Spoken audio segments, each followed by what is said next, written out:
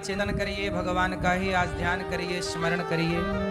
आज के दिन ही आज से लगभग 5252 साल पहले भगवान श्री कृष्ण इस धराधाम में हम सबके कल्याण के लिए अवतार लेकर के आए थे। आज से लगभग 5252 वर्ष पहले भगवान इस धरा पर अवतार लेकर आए और उन्होंने आकर के इस संसार की समस्याओं को खत्म किया। लड़ाई लड़ी, भगवान को भी लड़ना पड़ा, कंस से लड़ना पड़ा कि नहीं? भगवान को भी आकर के समाज में चल रही कुरीतियों को समाप्त करना पड़ा। भगवान को भी आकर के शिशुपाल की गालियां खानी पड़ी। क्या खानी पड़ी? 100 गालियां रोज नाश्ते में मिलती थी। भगवान श्री कृष्ण का नाश्ता किससे होता था? शिशुपाल की गालियों से। लेकिन ये सब गालियां सुनना, कंस ने इनके माँ बाप को बंदी बना लिया, जेल में डाल दिया, नाना प्रकार का कष्ट दिया। लेकिन इन सब के बीच में रहकर भी भगवान ने धर्म की स्थापना की। भगवान श्री कृष्ण ने ऐसा कोई काम नहीं किया जिससे धर्म की हानि हो। आप भी अपने जीवन में ऐसा कोई काम मत करिए जिससे धर्म की हानि हो जाए। धर्म की हानि किससे होती है? जब आप झूठ बोलते हैं तो धर्म की हानि होती है। जब आप सच बोलते हैं तो धर्म का लाभ होता है। जब आप अपनी पत्नी को धोखा देते हैं तो धर्म की हानि हो जाती है। किसकी हानि होती है? जब आप अपनी पत्नी को धोखा देते हैं, जैसे रावण ने मंदोदरी को छोड़कर सीता मां की तरफ नजरें मिलाई, तो मंदोदरी ने पूछा कि स्वामी आप बताइए, आपने मेरे साथ धर्म किया कि अधर्म किया? क्या आपका ये जो काम आपने किया है, क्या ये सब करना धर्म था?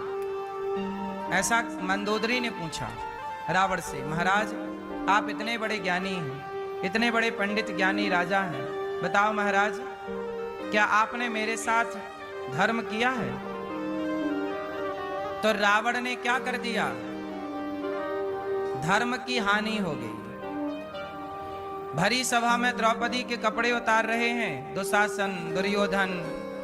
द्रौपदी ने पूछ लिया, बताओ महाराज, क्या ये धर्म है? बताओ, क्या ये धर्म है? इसलिए आप लोग कभी भी ऐसा कोई काम मत करिए जिससे धर्म का सिर झुक जाए। आप ऐसा काम करिए कि धर्म का सिर ऊपर हो गर्व से।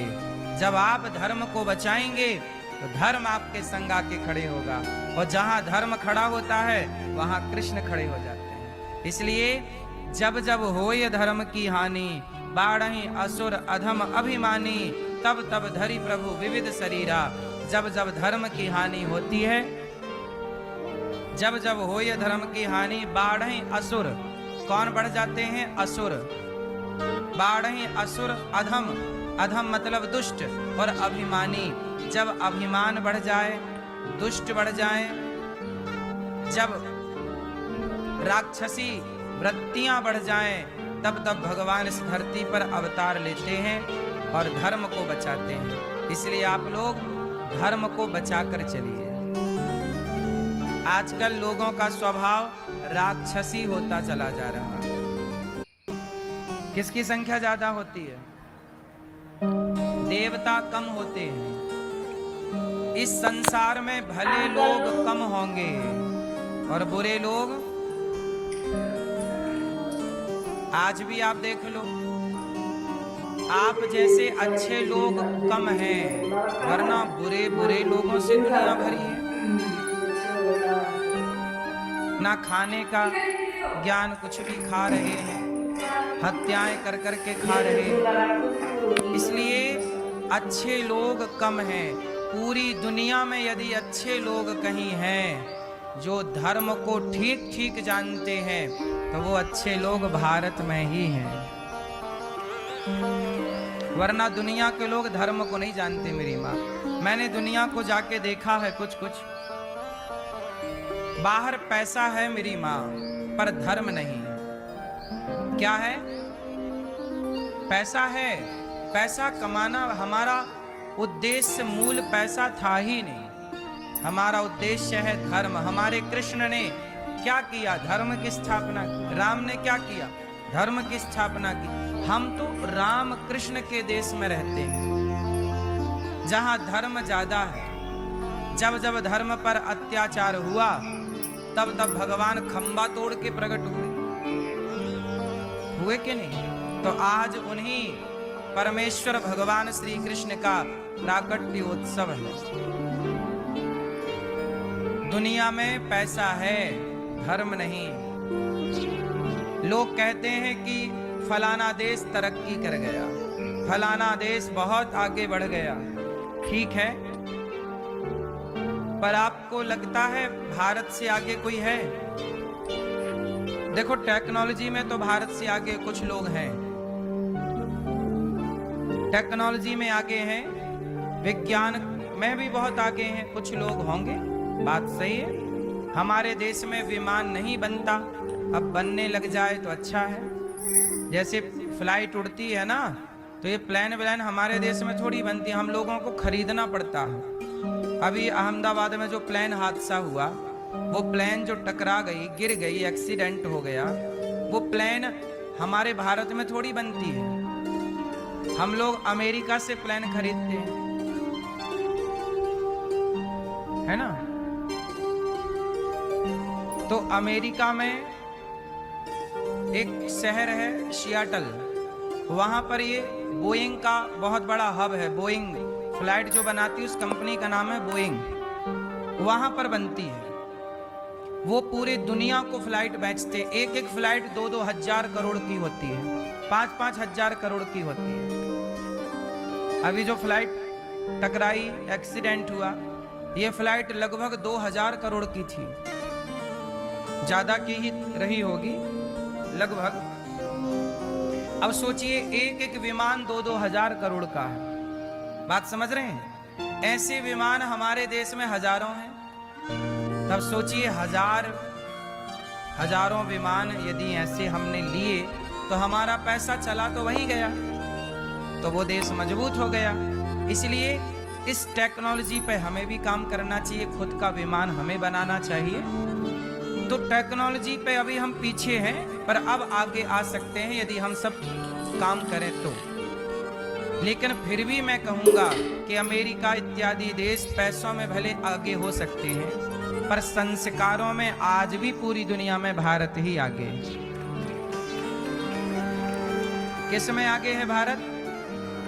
किस में आगे है?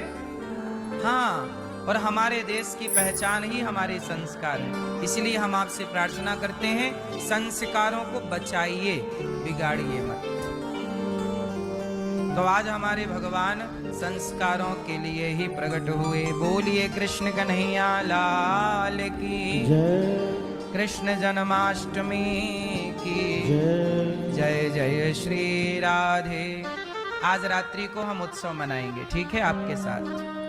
कल हम लोगों ने सुना कि भगवान विदुर जी महाराज मैत्रेय जी के पास गए, कहा भगवान सृष्टि किस तरह करते हैं? तो भगवान नारायण से ब्रह्मा जी होते हैं, ब्रह्मा जी के अनेक संत उत्पन्न किए उन्होंने। फिर उन्होंने मनु और शत्रुपा को जन्म दिया। मनु शत्रुपा की 3 बेटियां हुई और 2 बेटे हुए, आकुति, देवहूति और प्रसूति। आकुति का विवाह रुचि प्रजापति से हुआ, जिनके यहाँ यज्ञ भगवान हुए।